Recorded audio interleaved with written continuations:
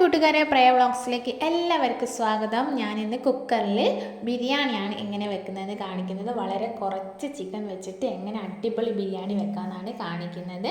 അതിനായിട്ട് ഇതേപോലെ ഒരു 5 പീസ് ചിക്കനാണ് ഞാൻ എടുത്തിട്ടുള്ളത്. വെറും 5 പീസാണിത്. അത് നമുക്ക് നന്നായിട്ട് കഴുകി വൃത്തിയാക്കിയതിന് ശേഷം അതിലേക്ക് 3/4 സ്പൂണ് മഞ്ഞൾപ്പൊടി, 1/4 സ്പൂണ് മുളക് പൊടി, ആവശ്യത്തിനുള്ള ഉപ്പും കൂടെ ഇട്ട് നമുക്ക് നന്നായിട്ട് കുഴച്ച് മാറ്റി വെക്കാവുന്നതാണ്. ഇനി അങ്ങനെ മാറ്റി വെക്കാൻ കഴിയുന്നില്ലെങ്കിൽ ഒരു കുഴപ്പമില്ല.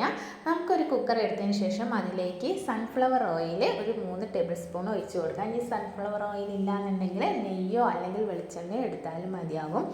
അതിലേക്ക് നമുക്ക് 2 അത്യാവശ്യം മീഡിയം വലിപ്പമുള്ള വലിയ ഉള്ളി നമുക്ക് നൈസായിട്ട് അരിഞ്ഞിട്ട് അതിലേക്ക് ഇട്ട് കൊടുക്കാവുന്നതാണ്. പിന്നെ 6-7 വെളുത്തുള്ളിയും ഒരു ചെറിയ കഷ്ണം ഇഞ്ചിയും കൂടെ ചതച്ചത് ഇട്ട് കൊടുത്തിട്ട് നന്നായി ഉള്ളി വാടിയ ശേഷം വേണം ഓരോന്നായിട്ട് ഇട്ട് കൊടുക്കാനായിട്ട്. അതിനുശേഷം നമുക്കിതിലേക്ക് തക്കാളിയും കൂടി ഇട്ട് കൊടുക്കാം.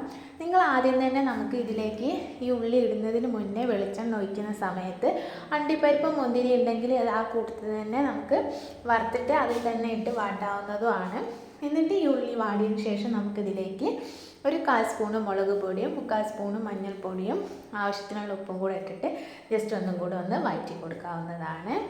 ഈ ഉള്ളിയും തക്കാളിയും നല്ലതുപോലെ തന്നെ നന്നായി ഒന്ന് വഴറ്റി വരണം. എന്നിട്ട് അതിലേക്ക് നമുക്ക് ഈ ഗരം മസാലപ്പൊടിയും കൂടെ ഇട്ട് കൊടുക്കുന്നതാണ്. ഇനി നിങ്ങളുടെ കയ്യിൽ ഇല്ലാന്നുണ്ടെങ്കിൽ പട്ടയും, പൂവ്, ഗ്രാമ്പൂ അങ്ങനെ എല്ലാം കൂടെ അത്യാവശ്യം ചെറിയ ക്വാണ്ടിറ്റിയിൽ വേണം ഇട്ട് കൊടുക്കാനായിട്ട്. നമ്മൾ കുക്കറിൽ വളരെ കുറച്ചാണ് ഉണ്ടാക്കുന്നത് കൊണ്ട് ചെറിയ ചെറിയ പീസ് വേണം ഇട്ട് കൊടുക്കാനായിട്ട്. എന്നിട്ട് അവസാനം നമുക്ക് ഈ ചിക്കനും കൂടെ ഇട്ടിട്ട് ജസ്റ്റ് ഒന്ന് ഇതിലേക്കൊന്ന് ഇളക്കി ഒരു 2 മിനിറ്റ് ഇതേപോലെ ഇളക്കി യോജിപ്പിച്ചെടുത്തതിന് ശേഷം നമ്മൾ ഈ മസാല ചെയ്ത് വെച്ച ആ പാത്രത്തിൽ അല്പം വെള്ളം ഒഴിച്ചിട്ട് ഇതിലേക്ക് ഒഴിച്ച് കൊടുക്കാവുന്നതാണ്. എന്നിട്ട് മൂടി മറിച്ച് വെച്ചിട്ട് വേണം ഇതൊന്ന് വേവിച്ചെടുക്കാനായിട്ട്. ഓവർ കുക്ക് ആവേണ്ട, ജസ്റ്റ് ഒന്ന് തിളച്ച് ഒരു 2 മിനിറ്റ് ഒന്ന് തിളച്ച് കിട്ടിയാൽ മാത്രം മതി.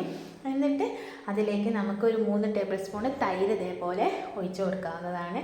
ഞാൻ ഇവിടെ വീട്ടിലുണ്ടാക്കിയ തൈര് ആയതുകൊണ്ടാണ് ഇതേപോലെ 3 ടേബിൾ സ്പൂൺ എടുത്തിട്ടുള്ളത്.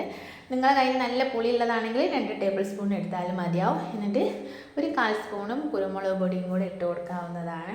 ഞാൻ ഇതേപോലെ ഒരു കൈപ്പാട്ടയിലാണ് അരി എടുത്തിട്ടുള്ളത്. എന്നിട്ട് 2 കൈപ്പാട്ടയാണ് നിങ്ങൾ എടുക്കുന്നതെങ്കിൽ ഞാൻ 500 അരി എടുത്തിട്ടുള്ളത്. അതിനനുസരിച്ച് വേണം നിങ്ങൾ വെള്ളം ഒഴിച്ച് കൊടുക്കാനായിട്ട്. ഇതേപോലെ ഒരു പാട്ട ആണ് ഞാൻ അരി എടുത്തത്. അതുപോലെ 2 പാട്ട ഞാൻ വെള്ളം ഒഴിച്ച് കൊടുത്തിട്ടുണ്ട്. ഇനി നിങ്ങൾ എടുക്കുമ്പോൾ വെള്ളത്തിൻ്റെ അളവ് അരിയുടെ അളവൊക്കെ നോക്കിയിട്ട് വേണം എടുക്കാനായിട്ട്. അതിലേക്ക് ഞാൻ മല്ലിച്ചപ്പും കരിവേപ്പിലയും പുതിന ഉണ്ടെങ്കിൽ അതും കൂടെ ഇട്ട് കൊടുക്കാവുന്നതാണ്. നന്നായി കഴുകി വൃത്തിയാക്കിയിട്ടുള്ള അരി ഞാൻ വെള്ളമൊക്കെ വാർത്തതിന് ശേഷമാണ് അതിലേക്ക് ഇട്ട് കൊടുത്തിട്ടുള്ളത്. ഒരൊറ്റ വിസിലടിച്ചാൽ മതി, നമ്മൾ ഈ ബിരിയാണി റെഡിയാക്കി കിട്ടാവുന്നതാണ്. കുക്കറിൻ്റെ പ്രഷറൊക്കെ പോയിട്ട് വേണം ഇതൊന്ന് തുറക്കാനായിട്ട്. അപ്പം തന്നെയുള്ളൂ നമ്മൾ ഈ ബിരിയാണി നല്ല പാകമായി കിട്ടുള്ളൂ. ഇത് നന്നായി കിട്ടിയിട്ടുണ്ട്. ചോറൊക്കെ അത്യാവശ്യം നന്നായിട്ട് വെന്ത് നല്ല ചിക്കനൊക്കെ നല്ല സോഫ്റ്റായി കിട്ടിയിട്ടുണ്ട്. നല്ല ടേസ്റ്റാണ്. പെട്ടെന്ന് തന്നെ നമുക്ക് ഉണ്ടാക്കാൻ പറ്റും നല്ല ബിരിയാണി. എല്ലാവരും ട്രൈ ചെയ്ത് നോക്കണം. Okay, by.